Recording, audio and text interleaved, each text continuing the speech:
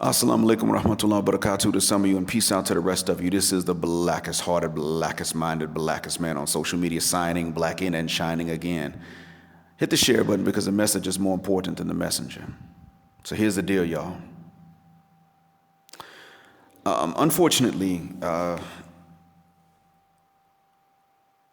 it's sad to say, but unfortunately, we're going to have to start profiling people, and we're going to have to not let them profile us. This sounds very one-sided and hypocritical, but in order to be fair at times and balanced, which I always try to be, there are times you have to be one-sided to counterbalance the one-sidedness of something else. And I'll show you what I mean.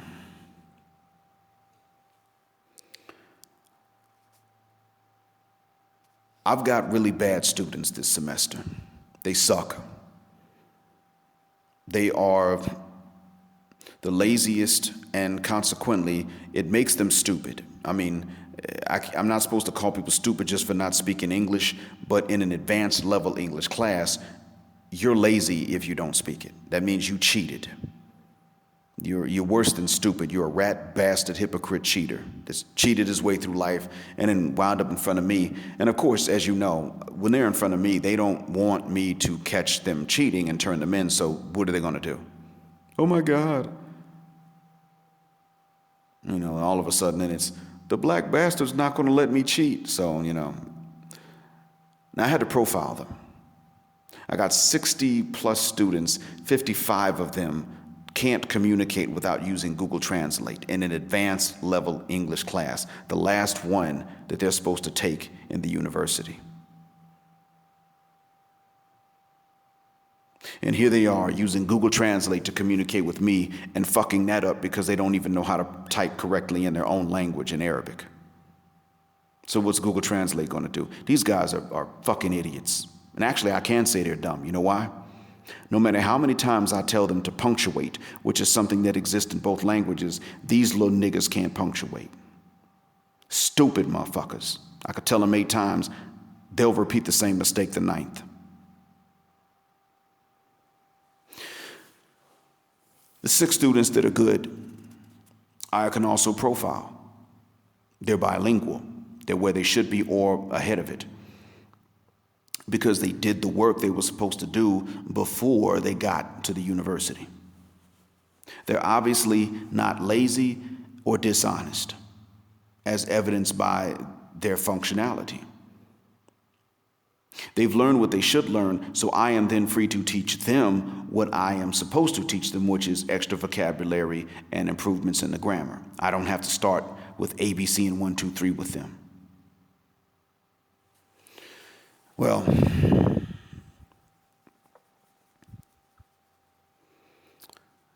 here's the thing.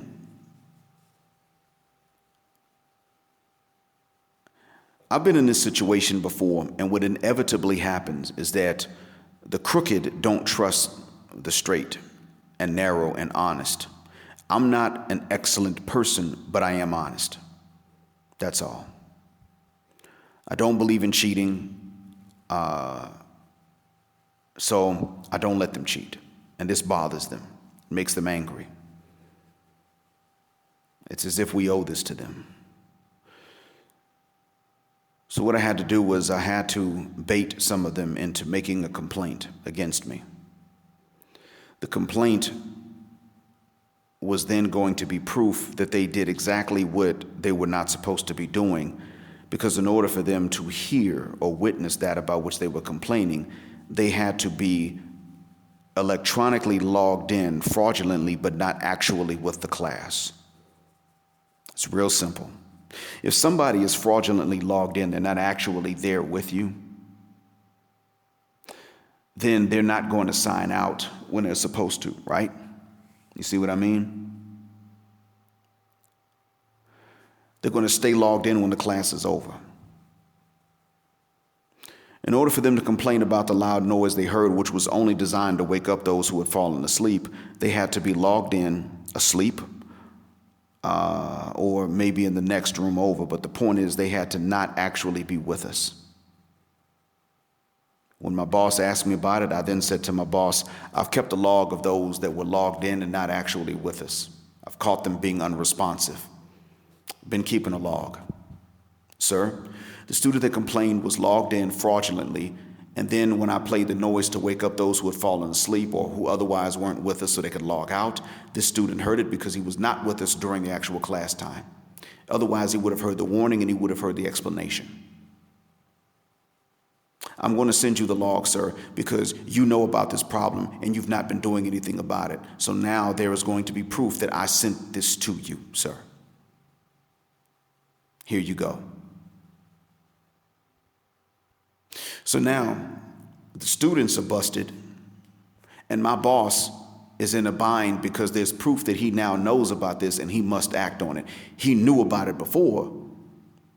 But now the question is going to be, why is it that these kids have been logging in fraudulently, getting caught doing so, and still going to the next level when they should have been failed for attendance alone?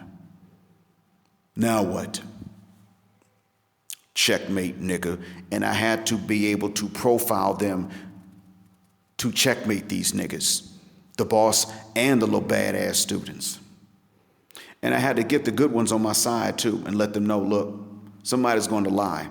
I'm going to ask you guys to be witnesses to the truth. Before the class starts, I had to tell them, remember everything. Remember what's been said and what's not been said, because students are going to lie, and you're going to need to remember today. And they said, we'll tell the truth. It may backfire on me. It may. But truth be told, if it does, then this means that this was going to happen anyway, because the bad ones were going to try to get a good teacher replaced. I mean, at least an honest teacher replaced, because they've gotten used to cheating their whole lives. They're not going to stop now. I had to profile this. Black men, you listening to the sound of my voice now are in this space and in this sphere because you're not the idiots who need to be profiled. You are the upright black men who need to start profiling and then demanding that other people don't profile you because they can't. Yes, it's one-sided. But sometimes one-sided is fair and balanced, i.e., in a conflict, it's a fair fight when the good guy wins. Being a good guy does not mean that you are required to let somebody else have a chance to whoop your behind if they're already the bad guy. That's what this is about. Now, I can talk about how we've been profiled as beige black men. Others of you may know how you get profiled as short black men, or as black men with glasses, especially thick glasses, or black men with a propensity for foreign languages and it's easy for you, or black men with a reputation for being good at math, things like that. Many of you, for anything other than being an idness or an entertainer, you will be profiled negatively by some of us, men and women alike. I can't speak on all of it, all of these types. You could tell me more about what it's like to be profiled for these other reasons. I can tell you what it's like being profiled when you're beige. And I'm going to put this to you. When a brother's short, sisters don't hide that that's what it is. They don't generally go and stereotype the way his character and personality must be based on the height. They don't want to date him, but they don't say, well, he's probably this way in the bed, or that way is psychologically, or he probably has this psychological hang up. They don't do that.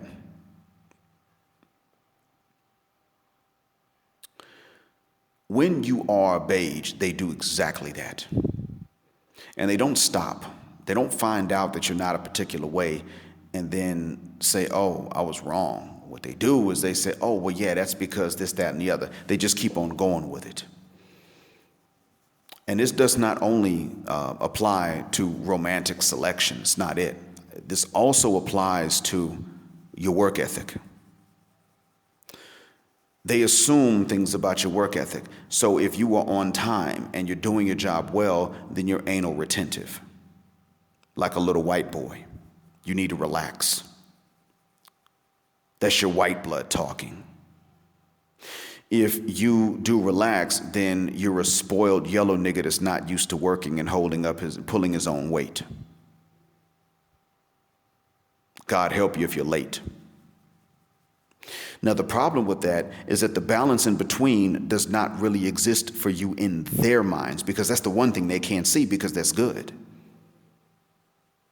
He balances his personal life and his work life, so he comes in on time, but he's not too early. He's responsible, but he's not stuck up. It's a very difficult thing for people to pick up on a balance when you are a beige black man. Now, black men can pick up on this in me. Most sisters can't. There are those who can, but they were also raised a completely different way. Most of them cannot. It's not something they're capable of doing. My refusal to separate from the black community as a whole makes me a light-skinned savior to them. But then when I don't take no shit off of anybody, then I'm stuck up and conceited. If I even address this, I'm a whiny crybaby, and I need to be told that nobody cares about being light-skinned with straight hair. But I'm going to address it so that other men don't have to unless they choose to. But even then, if I didn't really give it that much of a thought, then I would be another light-skinned guy that doesn't stand up for himself and therefore can't be trusted to stand up for any black woman and child, and therefore deserves to remain forced into celibacy, compelled into celibacy and childlessness and reproductive failure, if you will, or genetic failure, if you will. Genetic dead end. I kid you not. It doesn't stop. And I don't think that other black men necessarily have it easier. In some ways they do, and in other ways they probably got it harder. I don't think the chocolate brothers really have it easy if they're on point. I don't think so, unless they hide the fact that they're on point. Now, in that case, sure. In that regard, I think it would be easier. But if everybody can tell just how on point and talented a chocolate brother is, then probably not. It could go either way. But what I am saying is that other brothers can talk about being profiled according to different metrics, different traits, more than I can. And I can talk about this one. And I'm willing to let other brothers talk about how they've been profiled. But the thing is, you know what, when white folks profile us, it's wrong. I just don't particularly feel as much of a guck, because we already know right off the bat that their society is the opposition. But when sisters do it, and that's why I don't call them our sisters, they're sisters to each other. When sisters do it and say that we're their brothers and they're our sisters, that's treachery. Treachery is not normal. Conflict is, but treachery is not normal. Enemies are even somewhat normal, but traitors are completely abnormal and an aberration.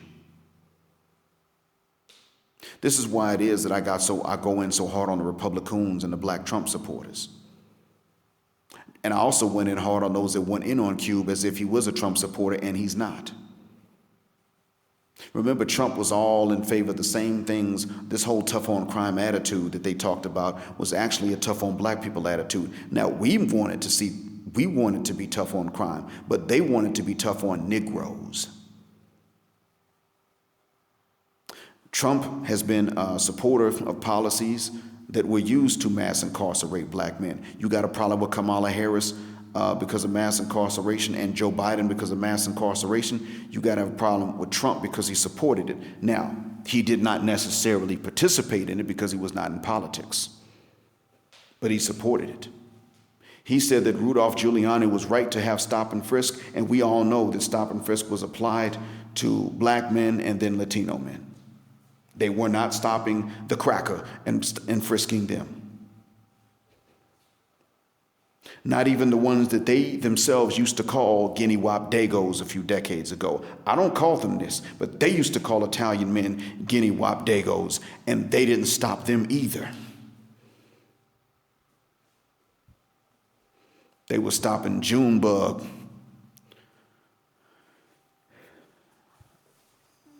They were stopping Juan. They weren't stopping Anybody else? That's profiling that's wrong. We already know.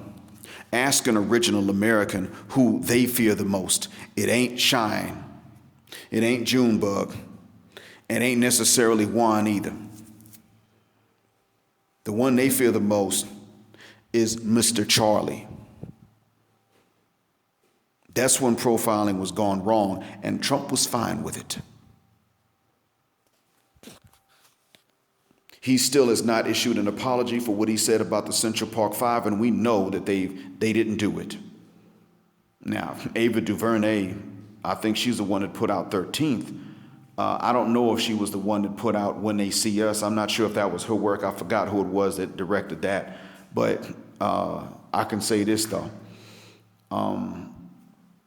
Even she's on that BLM feminist misandric stuff to a certain extent. However, don't get it twisted. Trump was not for actual justice for us for the most part. He's hard to read, but you know what? He's part of that profiling that needs to be flipped. We profile him, and you don't profile us. And we need to put this up, send out this message even within our population, I should say, because it's stopped being a community a while back. Now I'm sure of it. Definitely at this point. No, we profile you. No, we distrust you until we know that you're not a rabid feminist misandrist. No, we distrust you till we know that you're not anti-black. No, we distrust you till proven otherwise. You don't get to do this to us. Because have we done it before? We have not. So that being said, there's another thing I wanted to say too about this profiling. With regards to gender-based colorism, just to further show you that it's okay to start being one-sided in the opposite direction regarding this profiling. Here it goes. When you start asking which men it's been that have issues with darker skinned women, that's very easy to see when you start looking at what they've got in common.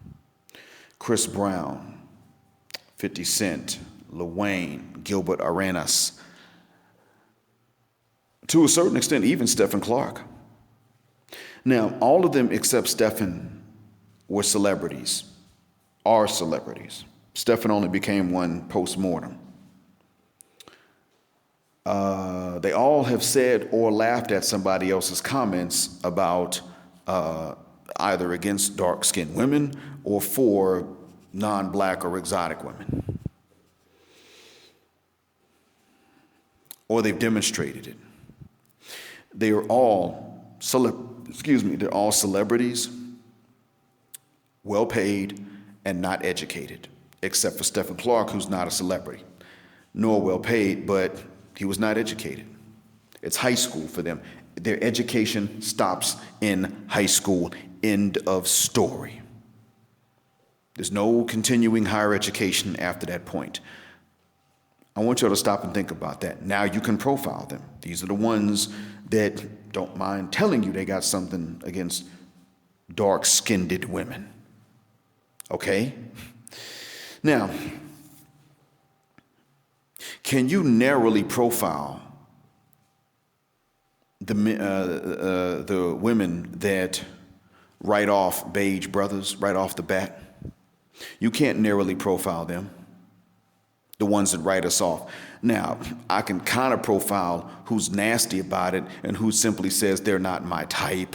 I can somewhat, that does tend to go along with education, not only education in class, but one's comfort level with being educated and of the higher class.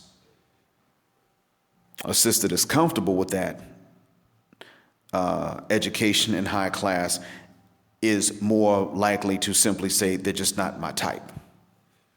The one that is not comfortable with that, or the one that does not have that, is going to say, why would you even consider them niggas?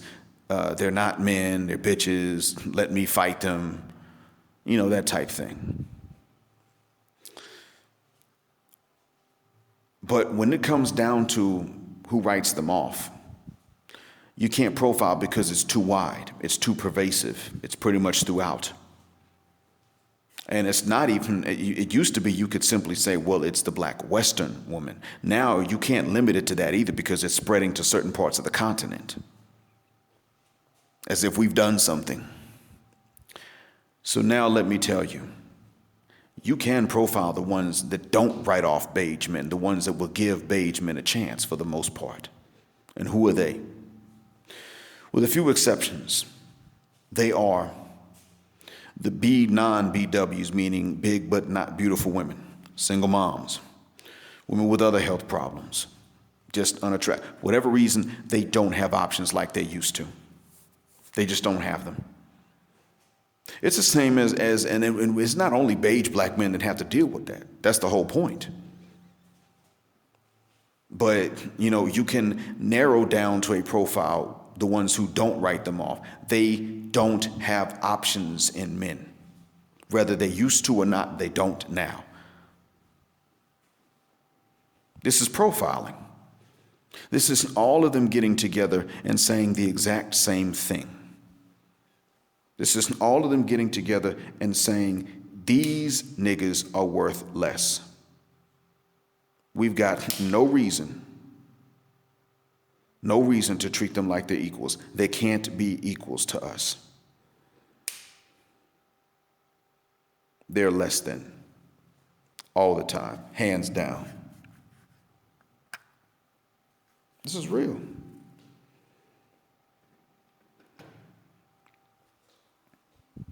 So now you have seen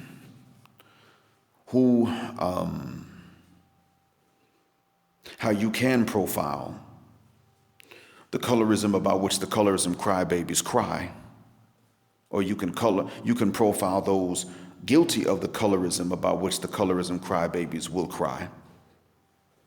And you've seen that you cannot profile those who were guilty of the reverse colorism, if you even want to call it colorism. And to further show you, I'm going to be profiled by some people who hear me talking about this. Oh, he just on that old bitch shit, he complaining. If I didn't, I would be used as an example of who did not. As I said before, I'd be the example of the typical light-skinned man that lets people trash him and doesn't defend himself, therefore who can't be trusted to defend a woman or a child. Oh, they bad. The profiling doesn't stop, you see. Now it's time that we start it up. We put a stop to it against us, and we apply it in the opposite direction, and we unapologetically say that's exactly what the hell we're doing. We'll do it to you and you won't do it to us, nigga. And I'm using beige black men as an example, but I'm saying that it is black men in general that are going to have to start with this. We profile and you don't. Yes, we're going to assume certain things about you till you show otherwise. No, you're going to fuck the shuck up and you ain't going to say nothing about us until we prove it true to you. In other words, we know you, we already psychoanalyzed you. You don't know us and you can't psychoanalyze us. Very one-sided. Do it anyway. Trust me, you'll be right for it. I hope that one day this recording won't be true and it won't be necessary. But when that day comes, it's up to them. In the meantime, I hope it helps you. Black heart, black mind, blackout, assalamu alaikum. And black heterosexual non-select male power just because they don't like it. And unapologetically black male patriarchy until extinction or judgment day.